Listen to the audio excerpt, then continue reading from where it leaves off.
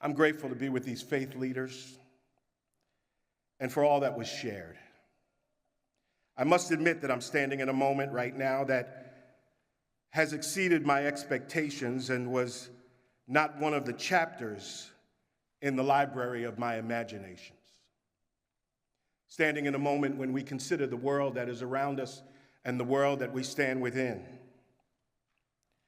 When I reflect upon my own life, I share with you very quickly that I am part of the final years of what has been classified and identified as that boomer generation. Needless to say, I was one of those children who was young enough to remember Dr. King's final years, but old enough to be affected by his life, his assassination, but most of all, his ministry and his message. It consumed my household. I listened to my parents. I watched so much taking place. And it wasn't until later in life that I understood just how much my father was affected by Dr. King, being present at the 1963 March on Washington, being a marshal, standing on the platform. And even in one of the more recognized pictures of Dr. King speaking, I can see my father standing there in the midst of the crowd. Thinking of all of how he was affected and how he reflected upon and it touched his own life. I'm thankful for how you talked about your grandson. In my home, grades were expected. Achievements were encouraged. But there was always one question that was always asked. What did you learn? There are some importance that we all learn in life.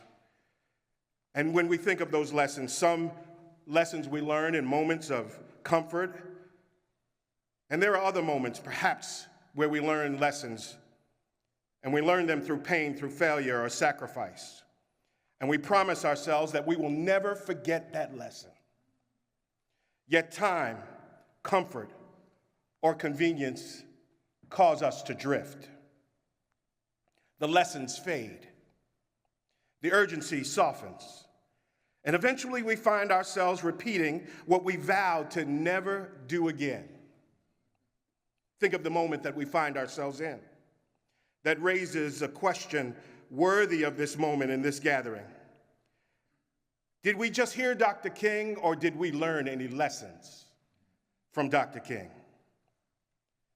How much did we learn? How much have we passed to one another? Or have we admired his words while avoiding the demands that they really do place on our lives?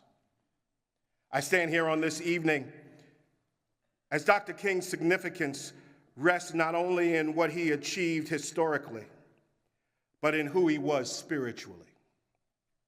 His life, his legacy, still stands among us as a model of what we would call a modern-day prophet. He was a prophet, one who walked squarely in the prophetic tradition. He shared across the faith traditions.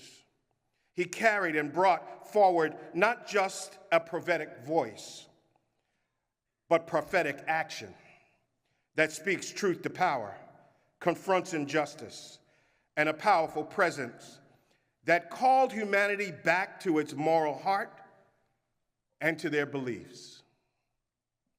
As we gather tonight with all of these leaders, as we gather as individuals and as one community, we hear so much in this generation about now what it means to be a prophet and prophetic tradition. But I remind you that the prophet is not primarily a predictor of the future, but a revealer of truth. Dr. King disturbed the comfortable, and he also comforted the disturbed. He exposed the gap between what we are often so quick to profess and how we live day to day, moment to moment, from stranger to friend. King stands alongside Isaiah, crying out for justice to roll down like waters. Amos condemning societies that worship loudly but love poorly. And Jeremiah perhaps warning that peace proclaimed without righteousness is an illusion. King did not invent a new moral vision, he remembered one. And tonight I join with you in remembering a moral vision. He drew deeply from the wells of faith. He drew deeply from the community of faith that was his home. He drew deeply from the Hebrew prophets. He drew deeply from Gandhi's nonviolence and from the universal conviction shared across religious traditions that every human being bears sacred worth. His genius was not limited to an idea or just to a dream. But here, it rests in application. He took ancient truths and pressed them into the contextual, concrete realities of his day.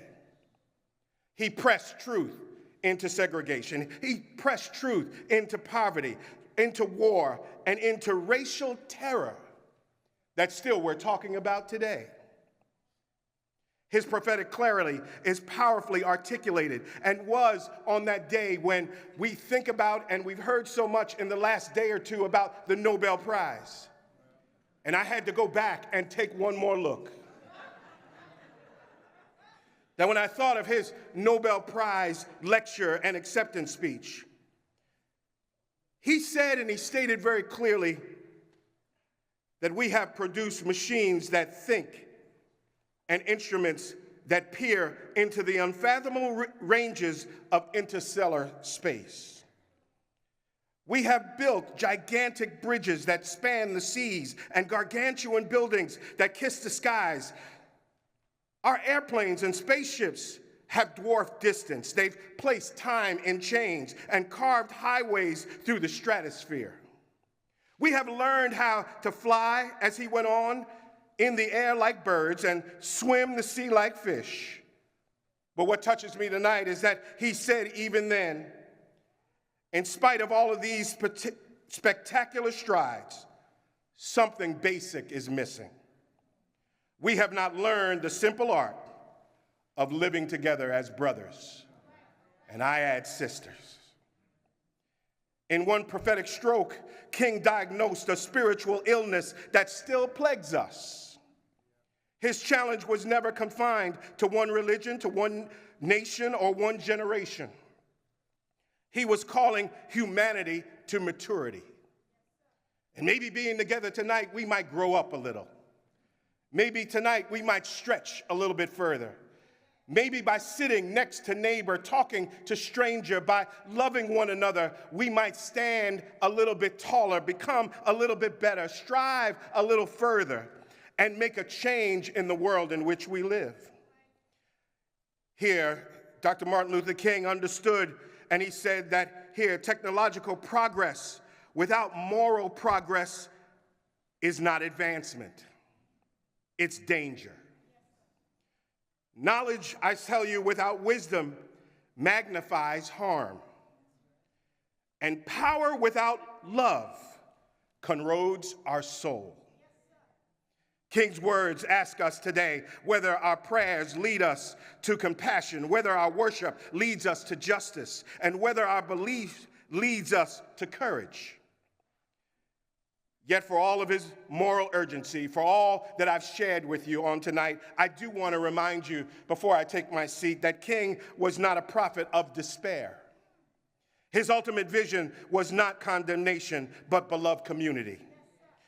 This idea, rooted in agape love, rooted and imagined a society where justice, reconciliation, and shared responsibility replaces domination and fear. Beloved community does not erase indifference, it dignifies it. It does not deny conflict, it transforms it.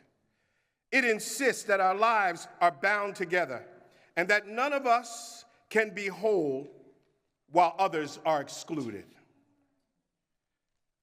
I remember his words as he continued on that day, that his acceptance of that peace prize, where he said here, I believe that even amid today's mortar burst and whining bullets, there is still hope for a brighter tomorrow.